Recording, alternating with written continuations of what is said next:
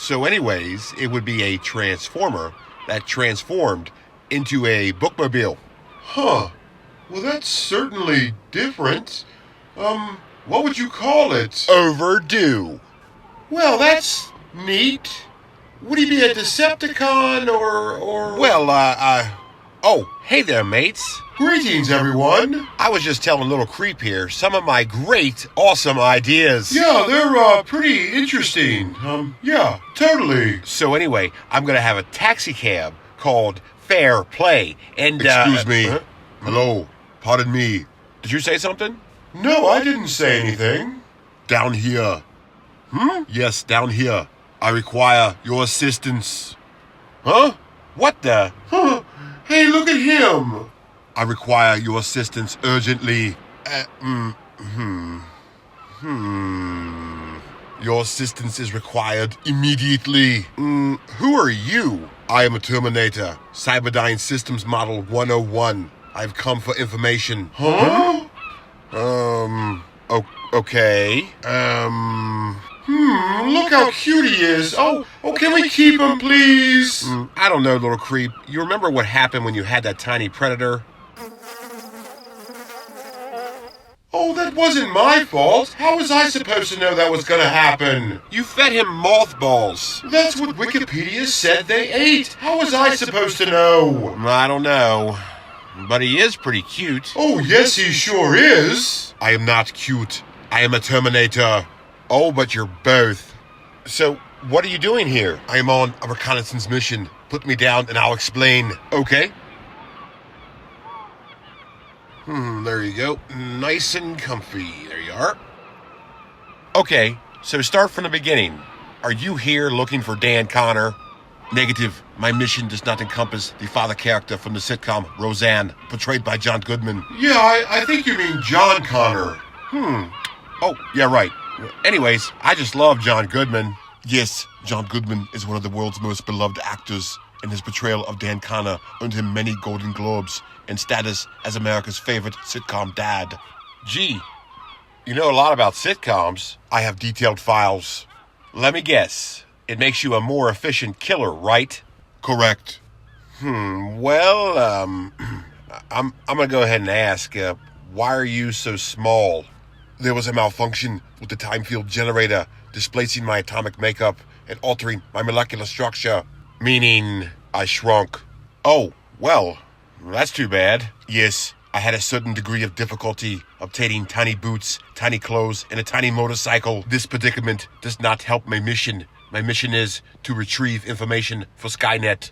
Ah, okay, so you're not here looking for Dan Connor? John Connor. John Connor? Negative. My mission requires me to retrieve information of the knowledge that human beings have about cybernetic organisms. Due to a systems error, all the detailed files that Skynet previously had concerning the subject were lost. So now, Skynet no longer knows this aspect of human behavior, hindering our mission to destroy all mankind. Oh, I mean, not destroy all mankind, but make mankind, better. Yeah, better and happier and stuff. Well, I'll see if I can help. Captain Adam, can I have a word with you, please?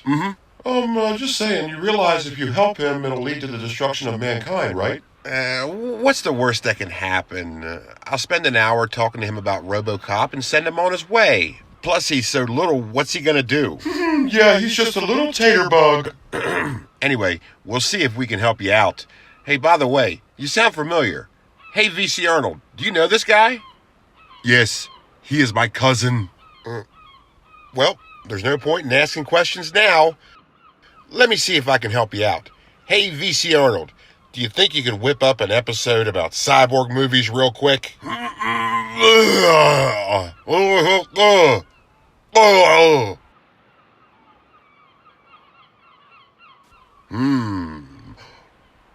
Right on. Now, we'll see if this gets you all the information you need.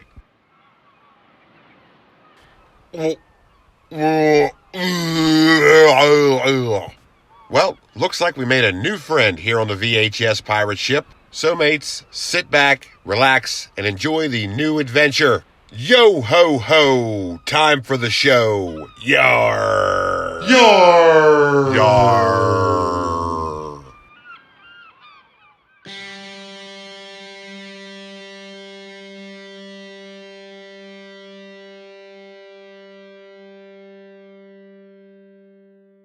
Ba-da-da-da-da. Ba-da-da-da-da. Cyborg, cyborg. Not a robot. I mean, it kinda is, but it's kind of not. Because a cyborg is just a robot with flesh on top. Cyborgs, short for cybernetic organism. What does that actually mean?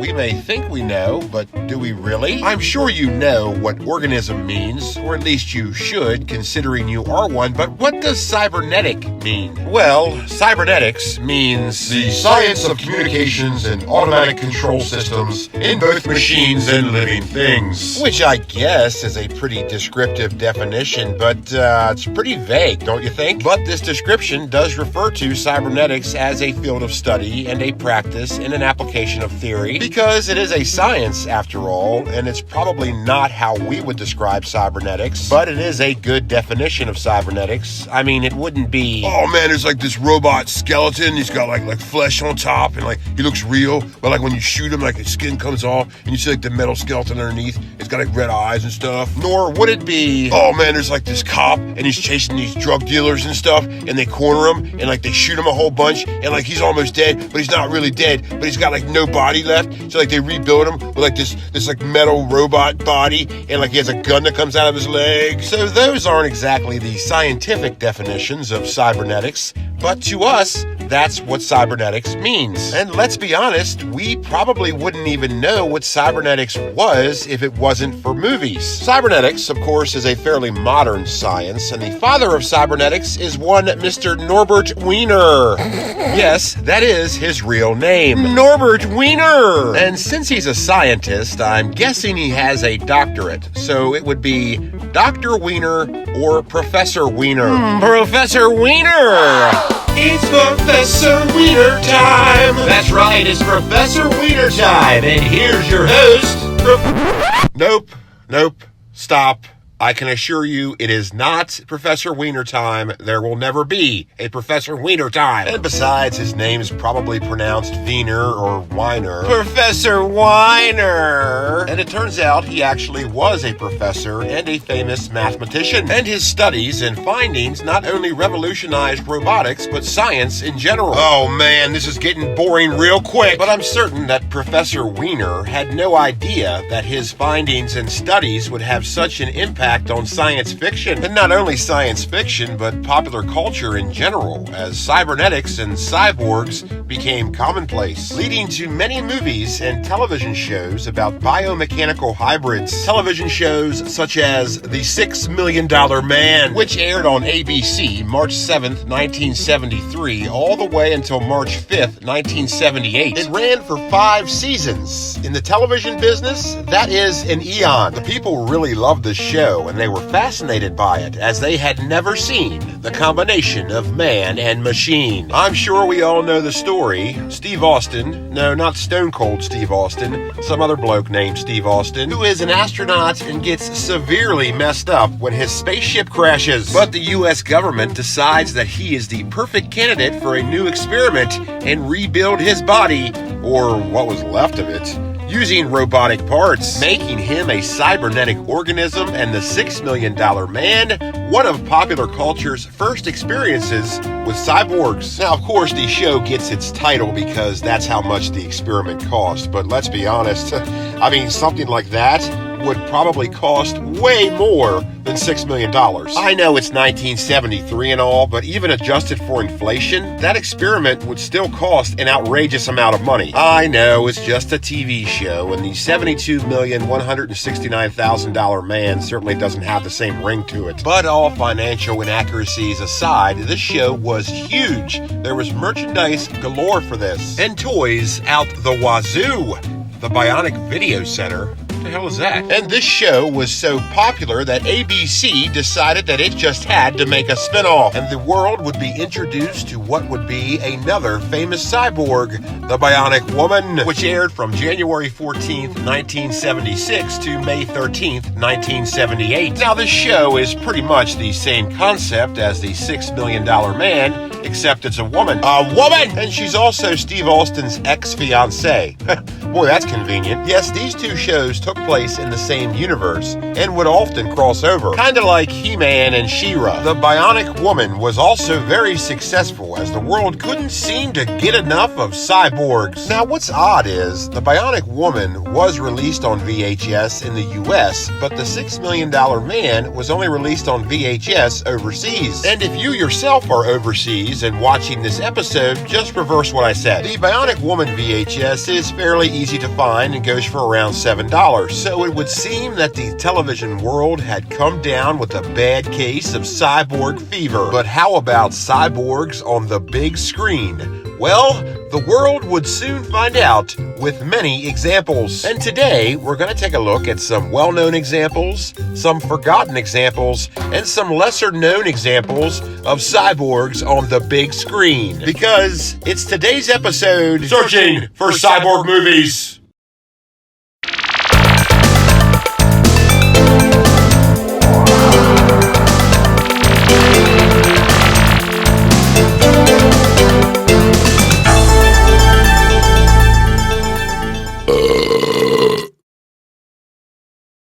So, with new heroes such as the $6 Million Man and the Bionic Woman, people thought they were pretty savvy about cyborgs and felt they were pretty familiar with the concept. But as the world shifted from the 70s into the 80s, people would find out just how familiar they would actually get. And everyone was introduced to the Terminator, which was released in theaters October 26, 1984. And this movie would not only make people even more familiar with cyborgs or cybernetic organisms, but it would also change everyone's perspective of them. Up until this point, the general consensus and perceived notion of cyborgs was that they were friendly and heroic and would use their advanced abilities for the good of all mankind. Also, the examples of cyborgs, which we have been shown thus far, technologically advanced and robotically enhanced human beings, which have been repaired or rather rebuilt into cybernetic superhumans. But the Terminator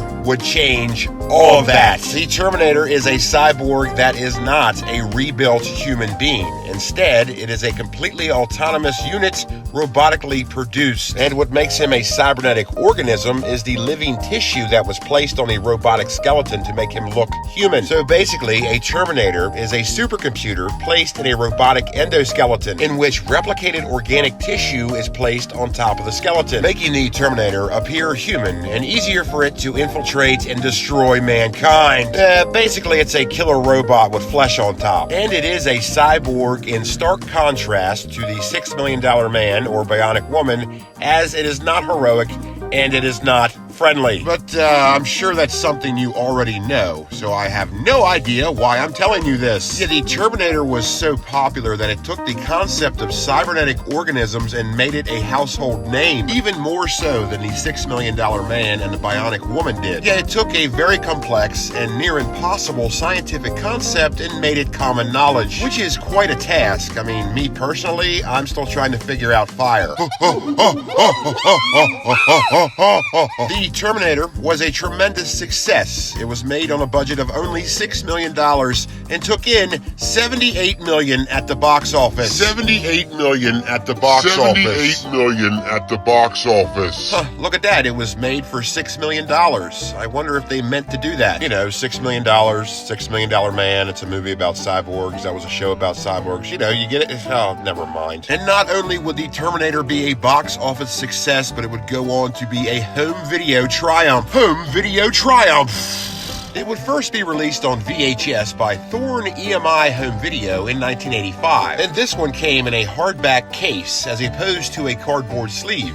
as it was all ready for video rental. And Thorn EMI would also be responsible for the Betamax release in 1985 as well. Thorn EMI was eventually bought out by HBO Home Video, and in 1987, The Terminator was re-released as part of their video library. And though this VHS bears the HBO Home Video logo only, the 1987 CED has a Thorn EMI HBO Video logo. How interesting! Making it seem as if it were a company merger as opposed to a complete buyout. I really don't know what's going on there, and actually I really don't care. The Terminator would be released on VHS again in 1991 by Hemdale Home Video, and they would also release the Laserdisc that same year. Now, all of these VHS distributions are very easy to find today and for pretty cheap prices, though the 1991 distribution is the most commonly found. And as luck would have it, I found all of these distributions in thrift stores. And the 1991 Hemdale Home Video distribution would be repackaged with a Terminator action figure in 1993 as the Terminator Collector's Pack. And it was released on VHS again in 1999 by Artisan Home Entertainment, and this time the sleeve had this neat prismatic cover. Ooh. So in short, the Terminator had a shitload of VHS distributions, and that's not even including the box sets in which it was a part of throughout the 1990s. Yes, it was paired up with Terminator 2, which I'm going to be talking about shortly. In fact, right now. Yes, the Terminator was a huge success, a very popular movie, and a sequel was just bound to happen. And even though it took them long enough, Terminator 2 Judgment Day was released in theaters July 3rd, 1991. In this, the Terminator, who was previously a killer robot villain, is the hero as he protects John Connor, Sarah Connor's son, from the T-1000, an evil Terminator. Well, I mean, he's not evil. He's just a robot that's programmed to kill. So, you know, he's not really evil or good. He's just doing what, he's just doing what he's programmed to do, so. Yep. Anyways, the T-1000 is a different model of Terminator. It's an advanced prototype that's made out of liquid metal, and everyone pretended they knew exactly what that was. Yeah, this movie was so popular that there was not too many questions involved. Nobody cared about the scientific aspects of this stuff. Everybody in the world went to go see this movie. And the budget to box office ratio certainly reflects that. It was made on a budget of $100 million and took in $520 million at the box office. Yeah, in 1991, this movie was everywhere. The video game company Midway made a very popular arcade game about it, which could quite possibly be the best arcade game ever. The pinball company Williams, which Midway was a subsidiary of, made Terminator 2 into one of the greatest pinball tables of all time. And Kenner made an action figure line about Terminator 2, though it wasn't that accurate, but hey, we can forgive it. I mean, really though, look at the T-1000 figure. What is that? So he becomes a cannon, even though in the movie they specifically explain that the T-1000 isn't capable of doing stuff like that. Why doesn't he just turn into a bomb or something and just blow us all up? It can't form complex machines. Guns and explosives have chemicals, moving parts. It doesn't work that way. See? Copyright schmoppyright. You can't keep me from doing my own shitty rendition of it. And Kenner even released an exclusive action figure that included a little VHS tape that was a featurette on the makeup effects of Terminator 2. So that's pretty neat. And it was released only in Argentina.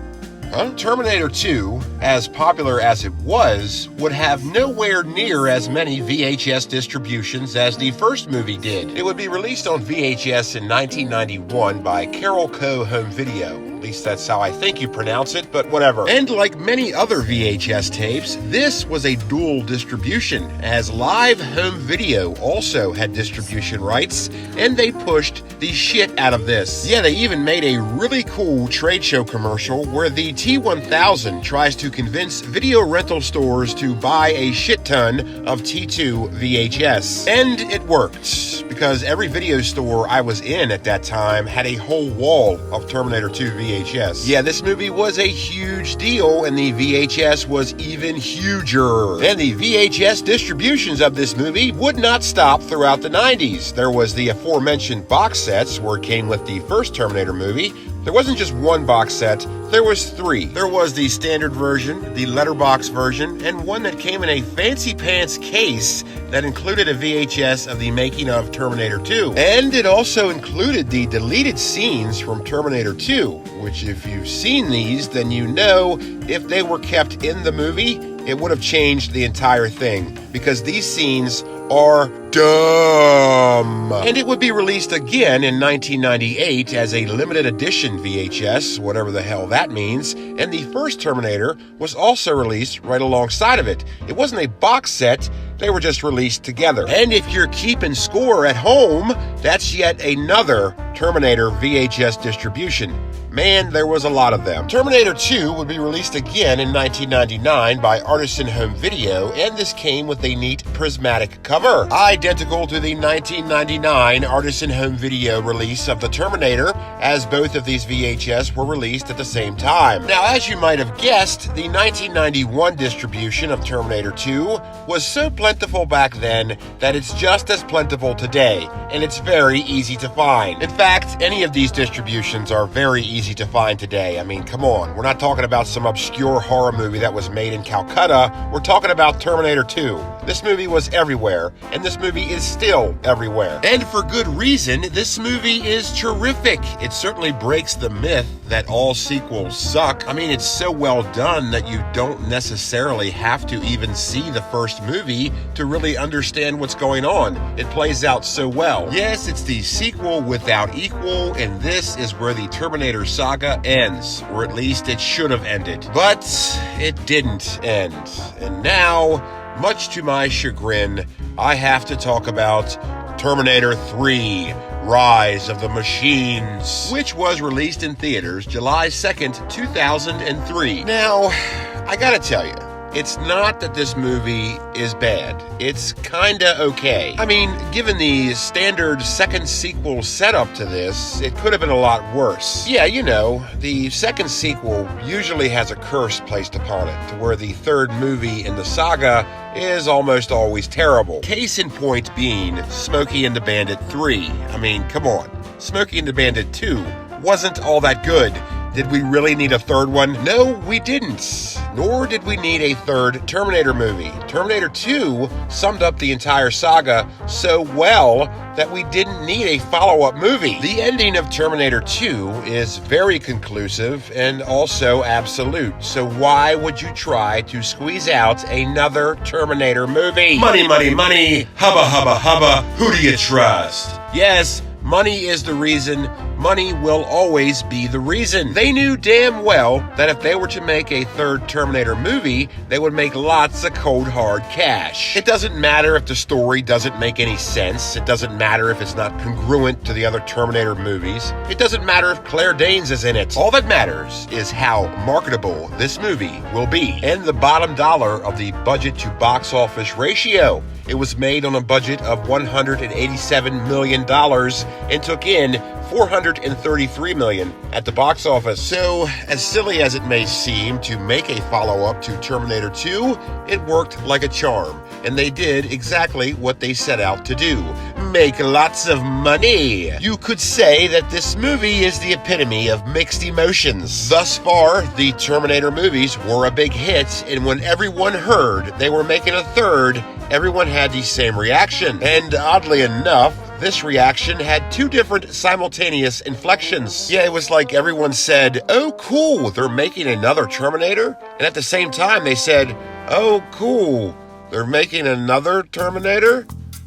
Yes, everyone was excited about it, and at the same time, they knew exactly what this movie was going to be. A needless stretching of a film franchise that was fine the way it was. And this film franchise continued to be stretched, pulled, and molded long past the era of VHS and into present day. Please stop making Terminator movies. The Terminator is a good movie. Terminator 2 is a great movie. The whole concept is a good idea. And Terminator 3 is a prime example of people taking good ideas and squeezing them until they become bad ideas. And like I said, this movie isn't all that bad. It's actually sort of good. There's a lot of cool scenes in it, like when the Terminator's walking through the graveyard, carrying a coffin and a machine gun. There is a lot of cool imagery, and there's no denying the action-packedness of this movie. And given the perimeters of the third movie curse, it could have been worse. This movie is not dull at all, and that's not the complaint. The complaint is it's just really unneeded. This movie is not terrible, it's just terribly unnecessary. And it was released on VHS later on in 2003. Yes, the early 2000s, that awkward time when the VHS empire was getting ready to fall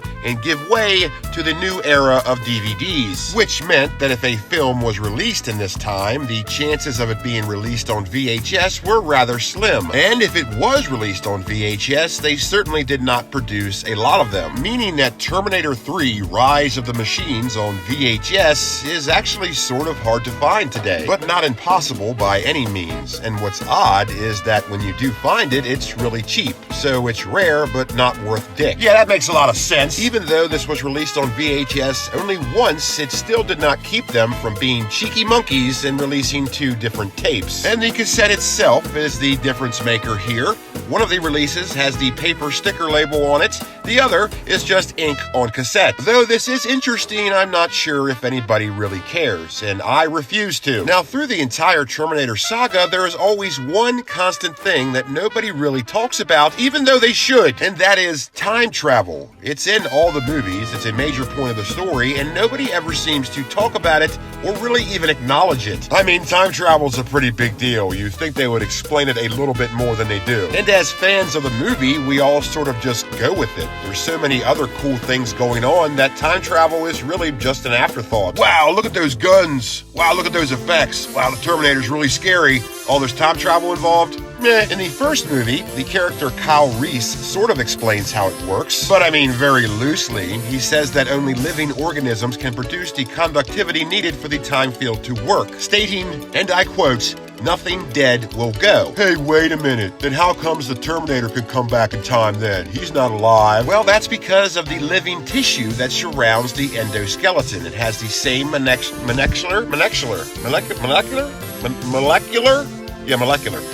structure as a living being. If it was just the endoskeleton, it wouldn't work. So the cybernetic organism part really comes into play. Okay, you're so smart. Then how about the T-1000? He's just liquid metal, bro. Yes, it's liquid metal, but it's liquid metal that can mimic human flesh, rendering its molecular structure. That's kind of a hard word to say, isn't it? Molecular.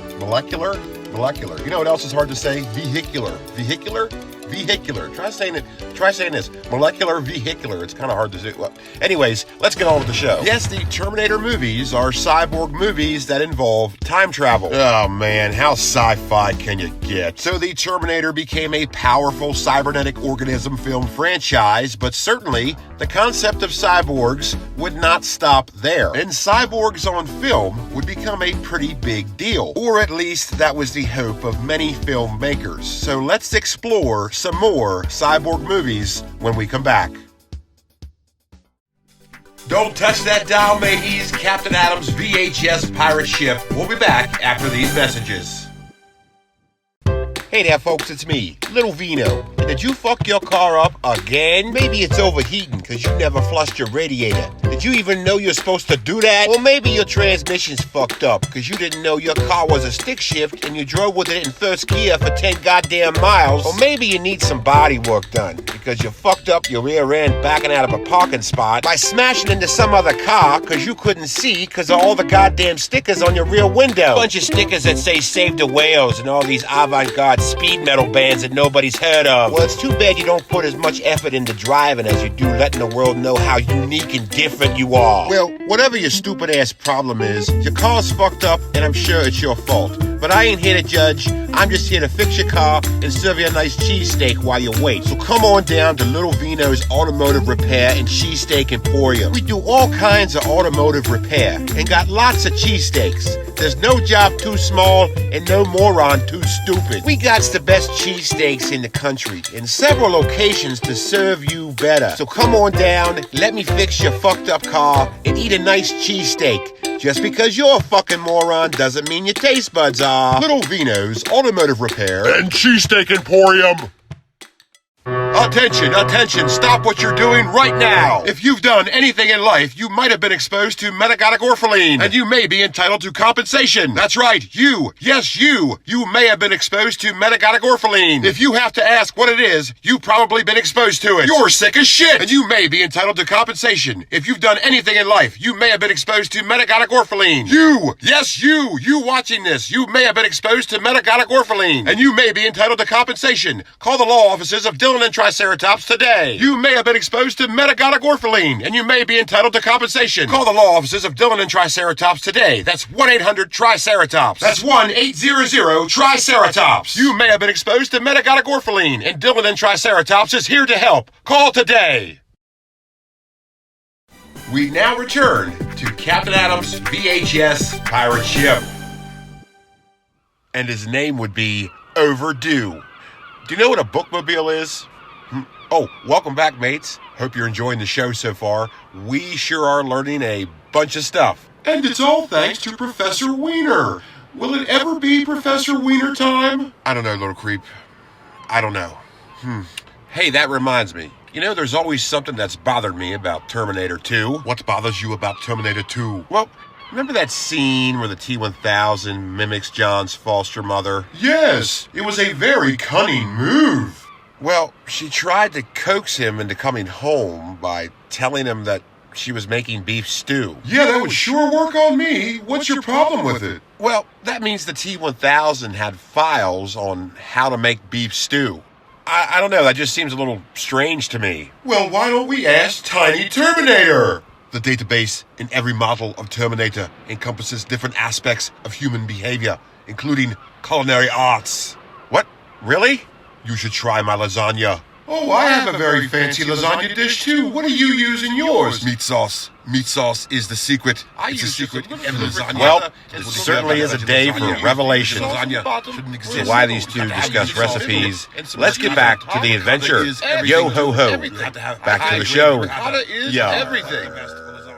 The year is 1987. So far, the world has been introduced to the $6 million man, the Bionic Woman, and the Terminator, the most famous and so far only examples of cybernetic organisms. And what this did was establish the fact that there were two types of cyborgs. One type was completely manufactured, as in the case of the Terminator, and the other type would be created from an existing human being, with their damaged human parts being replaced by cybernetic enhancements, making them a biomechanical masterpiece, a copacetic and complicated contraption of modern science, which was not only the case for the $6 million man and the Bionic Woman, but also for what would be at the time the world's newest cyborg, with Robocop, which was released in theaters July 17th, 1987. I'm sure you all know the story pretty well. Alex Murphy, a police officer in a dystopian Detroit, Michigan,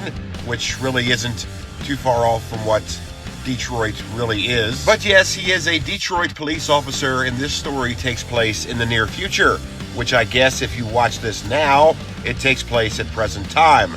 That's weird. But he is eventually ambushed and gets the shit shot out of him by a gang of criminals led by one of the greatest on-screen villains of all time, Clarence Boddicker, who is portrayed by Kurtwood Smith, an actor who is mainly known now for his role on That 70s Show. Because, I mean, really, he wouldn't be that recognized for his role in Rambo 3. When you watch Rambo 3 nowadays, you see him and you're like, oh yeah, I forgot he was in this movie. Is there any more Fritos? No! So yes, Clarence Boddicker, and his gang of baddies shoot Officer Murphy to hell and back, destroying his body and leaving him pretty much dead. But the Omni Corporation, a defense contractor who has a bid with the Detroit Police Department, steps in and decides to use Officer Murphy, or what was left of him, for their newest experiment, which is making a human being into a totally mechanized super soldier, replacing his totally fucked up body with a robotic one, making him a supreme police officer. So Officer Murphy lives again. Well, kind of. There's a catch. Just like there's always free cheddar in a mousetrap, and you can't have a deal with the devil without some strings attached. And since the Omni Corporation isn't just a corporation, but it's an evil corporation, you can't have them rebuild your body without having something fucked up involved. Yes, the corrupt corporation didn't do this as a favor, and Murphy now belongs to them, or as he's called now, Robocop. And it's still Murphy's brain, but they inhibited his memories with a bunch of circuits and shit. So he doesn't remember who he really is, but don't worry, he gets his memory back throughout the course of the film. And then he eventually turns on the Omni Corporation, which are his masters, making Robocop not just an action movie, not just a science fiction movie, but also a Frankenstein story. Yeah, it's really heartfelt and gets you right in the feels. Sure. I guess you could say that this movie is a very non-conventional, heartwarming tale. And it is very violent and gory. In fact, the original cut of the film was so violent and gory that it received an X rating, making it one of the very few non-porn movies that could make such a boast. Now, as you know, this film was cut down, so it wasn't so violent and gory, but it's still pretty violent and gory, and it received the R rating in which it has today, and which was the rating it had for its reign at the box office. You see, the X rating was really just for test audiences and advanced screenings. And how did this do at the box office? Well, let's head to the budget to box office ratio to find out. It was made on a budget of $13 million and took in $53 million at the box office. So this movie was an instant hit, and even the critics kinda liked it, which is interesting because critics don't like anything. Really, it seems that the only main complaint about this movie from the critics was the name. They didn't like the name.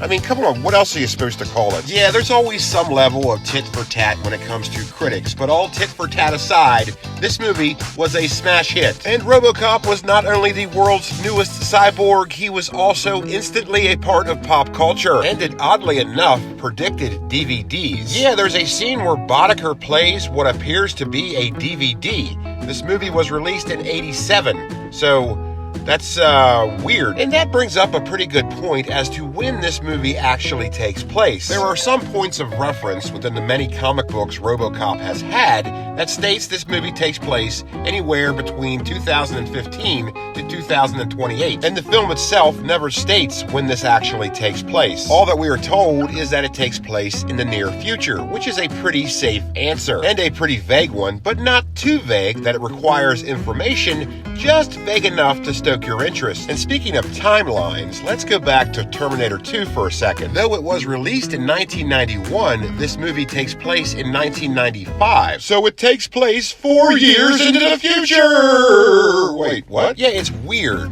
We're okay with a movie that takes place way into the future, but if a movie takes place just a couple years into the future, it's sort of odd. It's sort of like, why bother? We're talking about 4 years here. Not exactly an aspect of dramatic storytelling. Well, the reason is they wanted to make John Connor 10 years old. John Connor was born in 1985, and the prospect of a 6-year-old being hunted by a cybernetic killer is a little off-putting, I guess. But it's okay for a 10-year-old? Sorry, little dude. You gotta be at least 10 years old before you can be hunted by a killer cyborg. Go figure. Anyways, what was I talking about? Ah, yes. Robocop! Robocop was released on VHS later on in 1987 by Orion Home Video, and then it wouldn't be released on VHS again until the year 2000. And much like the Terminator VHS, these distributions are very plentiful today. Very easy to find and pretty damn cheap. Although, oddly enough, the 2000 distribution doesn't seem to be all that common. So what do you do when you have a smash hit rated R franchise? Well, you make a kids' cartoon show about it. Duh. Which aired in 1988 from October to December and is, well, it is what it is. It's not that it's a bad idea to market a product to kids, but when that product is based on a product that kids are not allowed to see, it might not be that genius of an idea. But regardless of all that, this still existed, and it was released on VHS. 3 episodes were released on 3 individual VHS volumes. And these are kind of easy to find today. I mean, you could find a brand new one still sealed for $20 and some used ones for $7, so have at it. The filmography of Robocop just would not stop. And we got a sequel with Robocop 2, which was released in theaters June 22nd, 1990, and would go on to be one of the world's most okay movies ever. Because, well, it's not good, and it's also not bad. It's just kind of okay. I mean, it's Robocop 2. I mean, it's not as good as the first movie, but certainly not as bad as the third, which was released in theaters November 5th, 1993. And this one has a few fatal flaws. Do you remember that third movie Curse I was talking about earlier? Well, this is pretty much the epitome of that. Also, for no apparent reason, they decided to make this kind of a family movie. Yeah, it's not really that violent, and it certainly isn't gory at all, which is a stark contrast to the first 2 movies. Hell, the first movie was rated X, and then it got a hard R.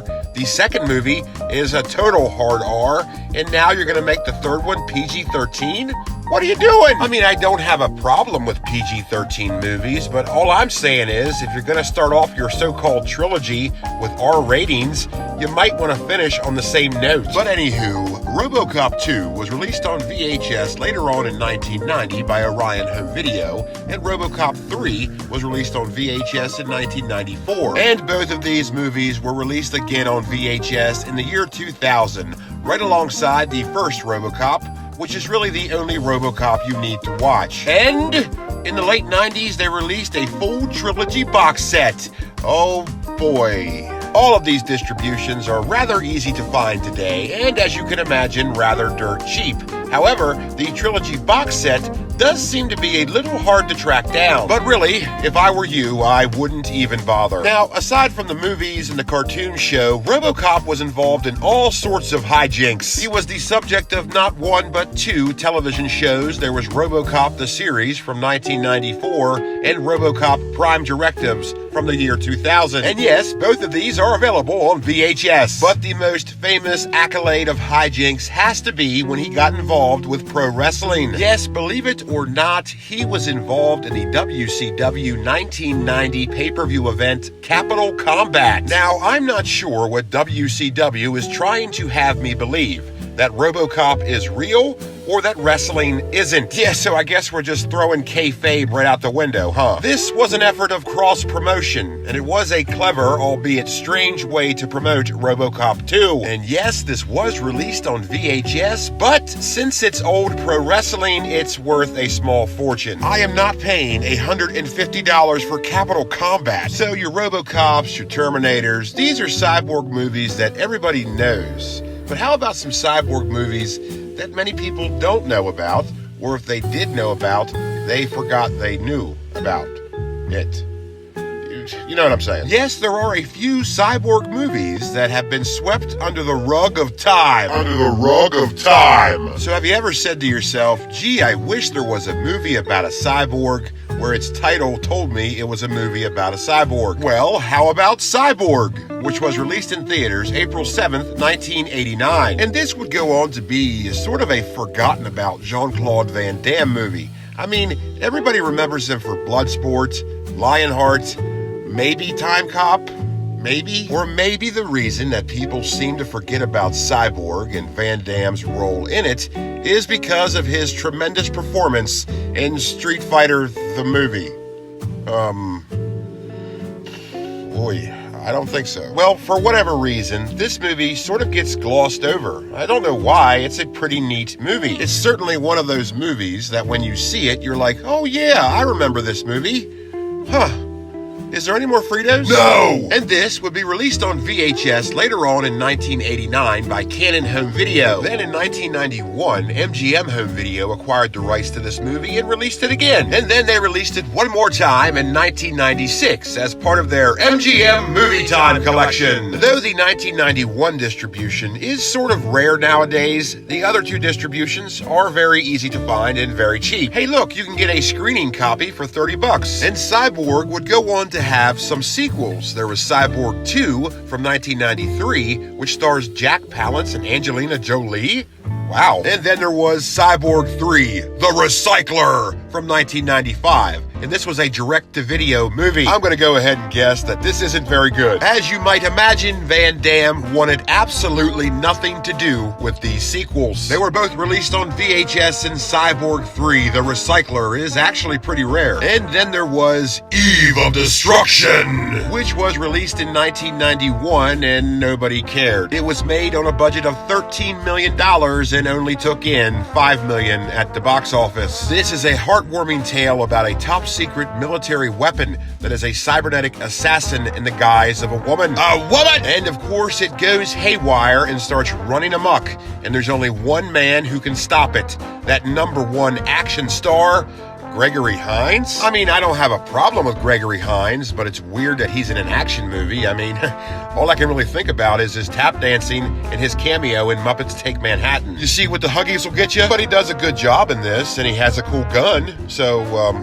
he's got that going for him. But anyways, this stinker was released on VHS in 1991 by, everyone. Yeah, for some reason, this has 4 different code distributors. There's RCA Columbia TriStar Home Video, there's New Line Home Video, there's Orion Home Video, and there's Nelson Home Entertainment. Not sure what's going on there, and I'll be damned if I care. And if you want this VHS, it's very easy to find today and goes for under $10. And somewhere along the way, MGM bought the rights to this movie and certainly streamlined the distributors, and they released it in 1998 as part of their MGM Movie Time collection. And this too is easy to find today, and if you look hard enough, I'm pretty sure you'll find somebody who will pay you to take it. And then there's Class of 1999, which was released in 1990.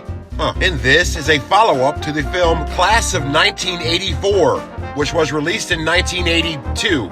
What? However, these two movies are sort of different. Class of 1984 is not a cyborg movie, but Class of 1999 sure is, and it's a forgotten-about cyborg movie, and one of those cult classics you're so fond of. This is about a school that is so bad, they actually have to employ military-issued cyborgs to become teachers. Though this story is pretty original, it's also pretty far-fetched. There ain't no way any school board anywhere is going to approve that for their budget. Do you have any idea how much cyborg teachers would cost? They're not going to spend the money on that. Yeah, they'd rather spend it on math that doesn't work. But this school is pretty bad, though. I mean, look at those students. They look like enemies in Double Dragon. This movie is pretty violent and gory and has some pretty cool special effects. And though it has a weird spanking scene, I'm still going to go ahead and say this is a sleeper hit. And this would be released on VHS in 1991 by Vidmark Home Video. And since it's one of those what-you-call-them cult classics, this VHS is really hard to find today. And if you do manage to track one down, you're looking at some pretty high prices. I was able to find mine for $40, which I don't like paying that kind of money for VHS, but there were ones going for $100, so I feel like I got sort of lucky here. And there was a sequel to this, which this is already a sequel, so there was a sequel to a sequel, but,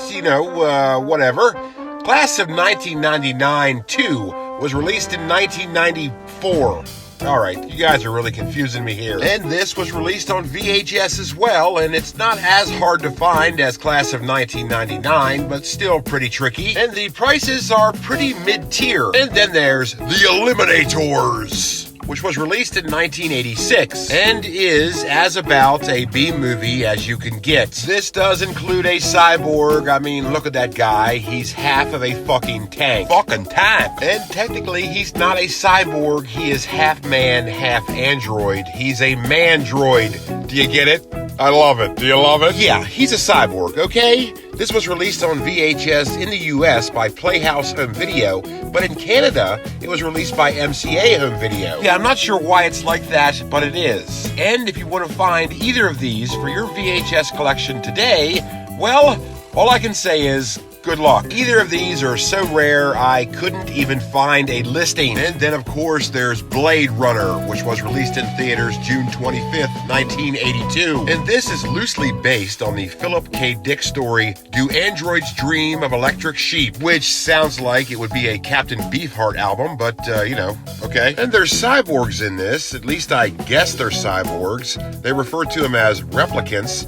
and I suppose they're the same. You know what? Fuck it. I don't want to talk about Blade Runner. So the world of cyborg movies is very wide indeed. And the concept of cyborgs is based on an actual science. And cyborgs themselves are sort of possible, as cybernetics helps advance today's science and modern medicine. And it's all thanks to Professor Norbert Wiener. So I hope you enjoyed today's adventure and learned a lot about cyborgs and cyborg movies.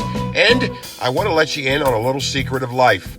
It's really always Professor Wiener time. It's Professor Wiener time. Ladies and gentlemen, thank you so much for tuning in, and be sure to hit subscribe and share this shit. Take care out there and be good to each other, and I'll see you next time, only on Captain Adam's VHS Pirate Ship. Bye-bye for now.